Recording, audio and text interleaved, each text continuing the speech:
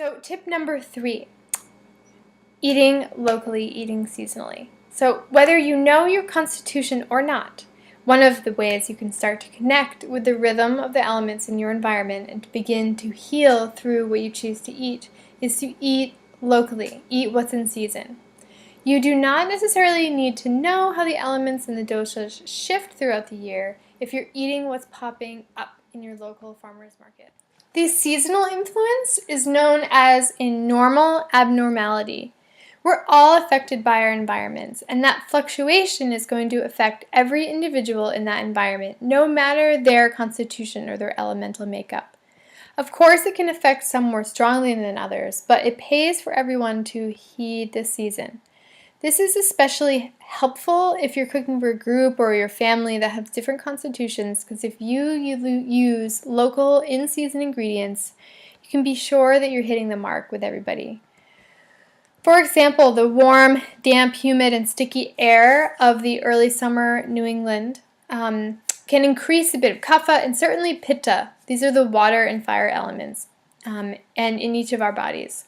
This might mean that we see allergies coming up around this time, skin rashes or eczema, maybe water retention or puffiness, itching, even fevers are common this time of year.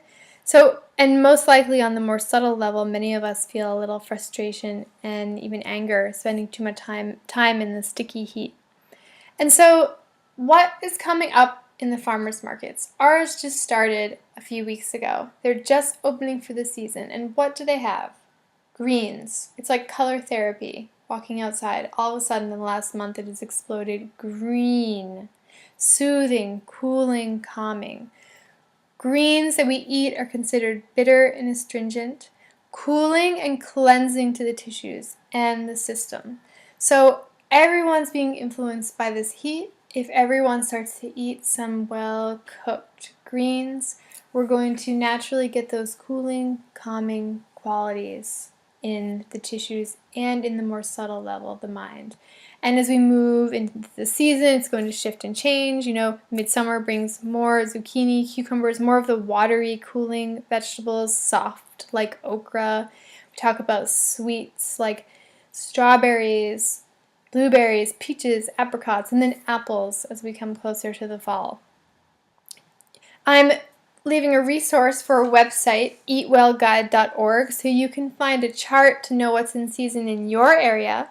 And in the Healing Diet course, I share an interview I did with Jessica Prentice, author of Full Moon Feast, one of my favorite books, and the woman who coined the term locavore, and we dive deeper into connecting Ayurveda with the local foods movement, something I've been passionate about for a long time. And in my personal experience too, by checking out and eating what's local, it's how I've really connected with the elements, with all of my senses, and experienced that these concepts that we talk about in reality, like in a deeper level. So I'm really grateful to have Jessica's interview as a part of that.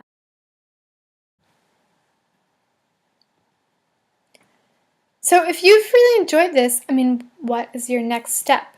Do you want to commit to exploring this concept of healing and healing through diet more deeply? If this stuff turns you on, again, I hope you'll apply for the Healing Diet. We'll learn about Ayurvedic principles, how to determine your personal elemental makeup, your Agni type, how to make choices that will bring you into balance, and not just how to follow a meal plan. I'm not just giving you a meal plan, but we're going to create one and start to follow it, one that adjusts and shifts as the seasons do and as your physiology does throughout your life.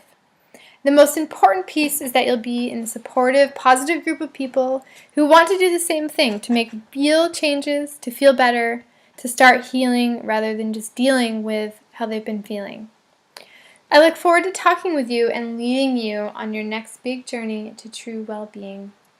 Namaste.